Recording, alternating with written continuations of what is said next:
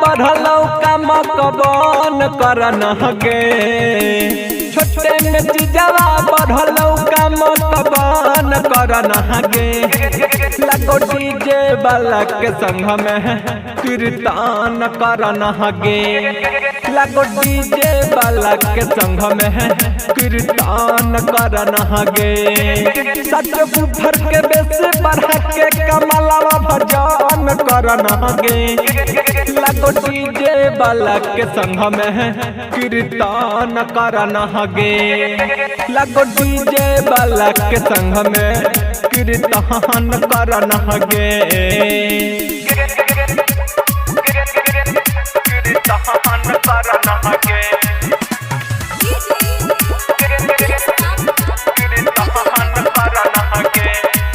आगे आगे से जाते पीछे तोर गेलो के छौरी फूली लगो मोटा झुलवा पो गेलो ही छौरी झूली आगे आगे से जाते पीछे तोर गेलो के छौरी फूली लगो मोटा झुलवा पो गेलो ही छौरी तू झूली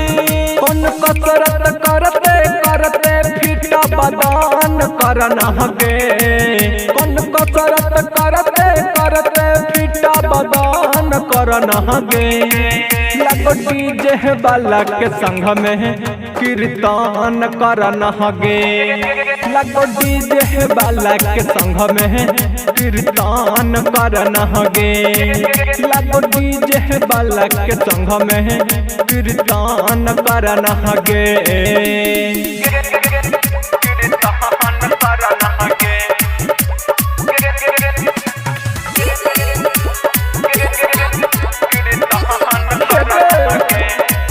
आगे अपन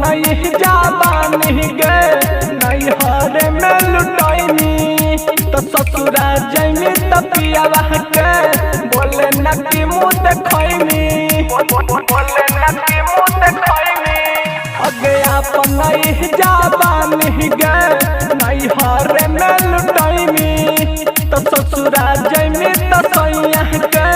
बोले न कि मुँह देखैनी आगे पर निराला के गाना बजा के खुश मान कैन गे पर माहिर के गाना बजा के खुश मान कैन गे